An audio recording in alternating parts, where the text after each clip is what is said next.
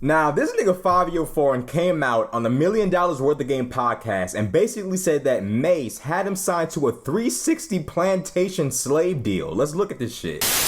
I'm saying, I ain't gonna lie, he just pulled out the paper and I just signed the shit, like, you know what I'm saying, like, immediately.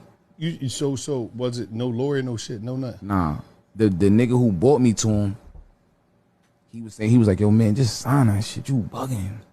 I'm like, yeah, read it. He like, he just signed it, it's good, so I just signed it. You know what I'm saying?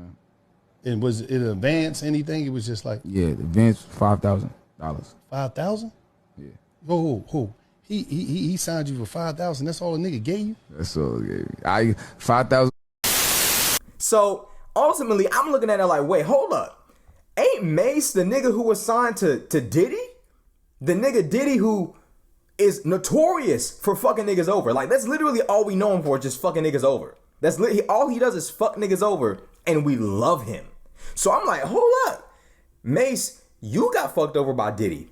You said Diddy was demonic. You said Diddy was crazy. Now you got a nigga fucked up like that? You signed a nigga to a $5,000 deal? I'm sitting there like, yo, like, this can't be the same nigga. Now come to find out, Mase actually didn't fuck over Fivio Foreign. Mase himself says, hold up, nigga, you violating. He hops on the $1 Million Worth of Game podcast to clear up the shit that Fivio was basically saying and the image he was painting. You know what I'm saying? Because what he came up here and said was very reckless. Oh, did you give him $5,000 though? No, I gave him $750,000. You never gave me $5,000. At one time, I gave him $5,000, but I gave him $750,000. Well, why you give me $5,000? Because I set him up to do a deal to where I could control the deal, make the deal what it should be. Because I knew if he had the leverage, he would go in there and sell both of us out. So he wasn't able to do that because of the way I structured the deal. But then when we went in the building, I took $800,000, he took $700,000. Now the reason why it went down to $700,000 is because when I gave him $750,000 and I took $750,000, he owed me $50,000. So why he owe you $50,000? For all the money that I was spending until he got the deal. Oh, okay.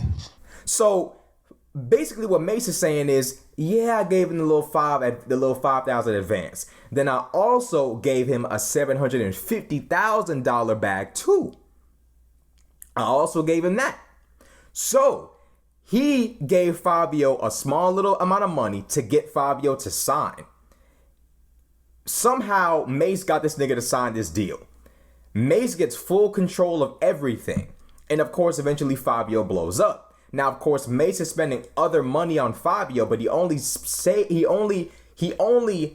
signs Fivio for $5,000, which is weird. He signs Fivio for $5,000, but then gives Fivio $750,000, I believe. So he's giving Fivio extra money after signing him for $5,000. Now, what Mase is saying is, I angled the deal in such a way that if Fivio ever blew up, I would have full control over what happens. And he wouldn't be able to go in there and fuck up my bag and fuck up his bag. So eventually Fivio blew up. They went in the room. Fivio signed a new contract and he got forwarded $1.5 million. To take away from this is Mase basically angled it up to where he could make the most amount of money off of Fivio in the long run. Okay, I'm gonna sign you for the $5,000. I'm gonna forward you. I'm gonna give you $750 here. I'm gonna give you $750. Now, when we get to this big record deal, big record label, now I'm gonna take a cut of that. I'm gonna take a big old cut out of that. I'm gonna take a $700,000 cut out of that. Then I'm gonna need my $50,000 back.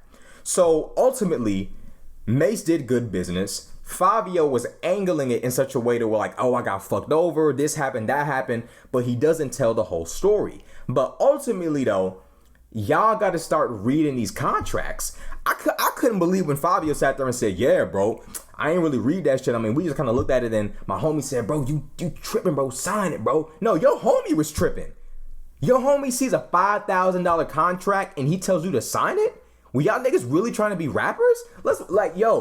Y'all are gonna be paying for samples. You need to be paying for features. You need to be paying for all kind of expenses, and you think you can cover all of that with $5,000. You can't even end the month with that $5,000 and still have money left over. But your homie thought that you was bugging because you wouldn't sign a $5,000 deal. Yo, they got to get these rap niggas and give all of them IQ tests.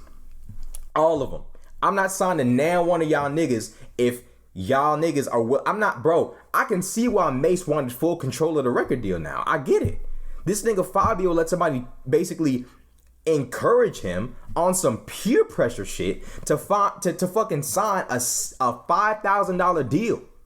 A $5,000 deal. Now, of course, extra money came along from Mase, but what if Mase didn't give you any extra money? What if Mase really signed your ass for $5,000 and never forwarded you anything else after that? Then what?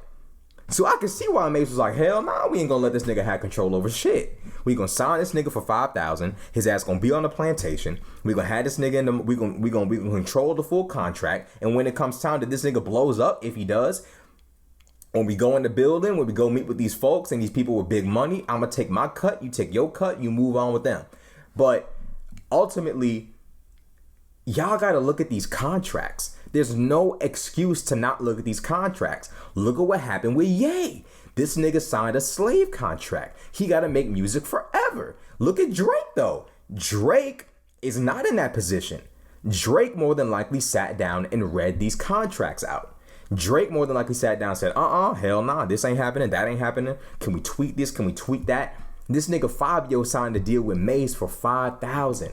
For $5,000. Now imagine if Mase was a kind of nigga to just give you $5,000 and walk off like that's something. Fivio ain't tell the whole story. So ultimately, these rappers sign these deals, don't read shit, just see dollar signs and fucking numbers and think that they up. You're not up. You're not up, and it harkens back to the Meek Mill shit. Meek Mill tweeting about Rock Nation. My label this, my label that. My label ain't pay me this, my label ain't pay me that. Academics broke it down like, my nigga, the label already gave you everything. They gave you millions to spend on samples, clearing samples, features, private jets, security, vehicles, whatever you choose to spend that money on, the label is giving you money to spend that.